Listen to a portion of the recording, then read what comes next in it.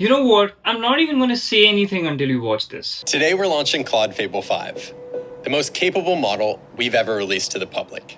Fable 5 is a Mythos class model with safeguards that make it ready for general use. We didn't broadly release our previous model with this level of capability because when we finished training and testing it, we saw that the model, Claude Mythos Preview, was finding thousands of cybersecurity vulnerabilities.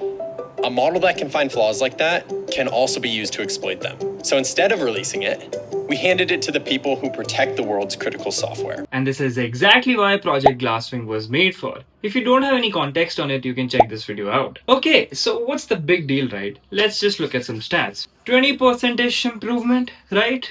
Well, doesn't seem like a big thing to me. Alright, let's now see what kind of things that it made.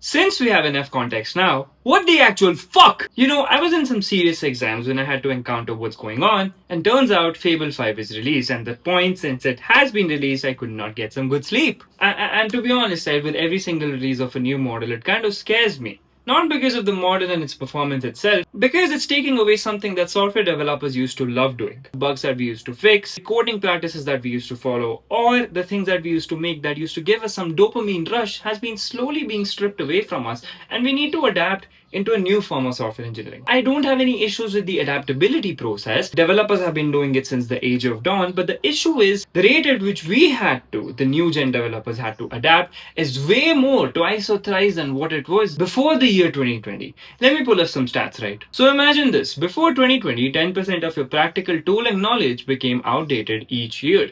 After 2020, perhaps 25 to 40% of the same happened to your current knowledge base. Let's just take a small exponential function k0 e to the power minus rt, where k0 is your current knowledge base, r is the rate of change, and t is the time in years. And since the rate of change has been exponentially increasing or has been doubled or quadrupled in the past couple of years, let's just put in some values now. Pre-2020 developer, let's just say rate of learning that back then was r equals to 0.1. After 5 years, your value becomes out to be 0.61 k0, where k0 was your reference learning point. About 61% of your tooling knowledge remains directly relevant. In 2022, post-AI era developer, R became 0.35. That is the rate of change of technological stacks that were being used almost tripled. And afterwards, only 17% of your current knowledge base from past 5 years remains directly relevant without learning new things. In a long post on Thursday, Anthropic detailed the progress of AI model Claude towards recursive self-improvement,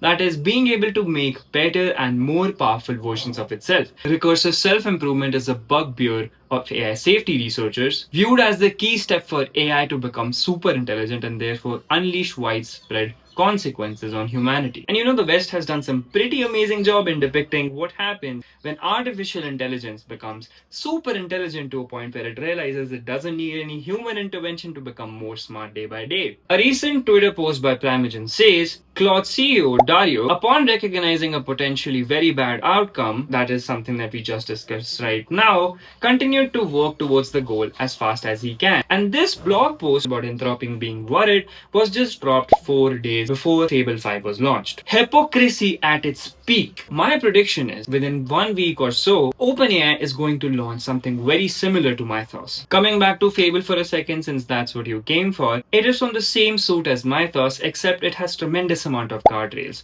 What this means is your basic processes, if Fable feels like is going to disrupt the cybersecurity rules that has been placed by Anthropic, it's not going to allow your request to go through. It uses twice the number of tokens as Opus 4.8. An article from TechCrunch quotes, Fable rejects any request that could be tangibly cyber related, even innocuous tasks like reading a blog post, said Valentina, a well-known security researcher who works at IBM X-Force. Where a prompt triggers its guardrails, Fable pauses the chat and says that its safety measures flagged this message for cybersecurity or biology topics. So I believe Fable has the cure to cancer, but it won't won't give it to us because cancer is more of a monetary business for the medical industry. So yeah, we do have a cure to cancer, but it's not going to be handed to us anytime soon. Fable 5 is going to be freely included in the max plan till June 22nd. I have 3 questions for you this time. Very serious ones. First, I'm pretty sure most of the viewers that are watching my videos don't have a Claude Max plan where they could be using Fable. I do. Do you want me to try Fable 5? And if yes, then what do you want me to build out of it? A game perhaps? Or a SaaS application? Second, don't you think the games that I just showcased to you were very similar and looked kind of indie? Does that mean the era of indie making games has gone extinct now and people can just prompt and create their own?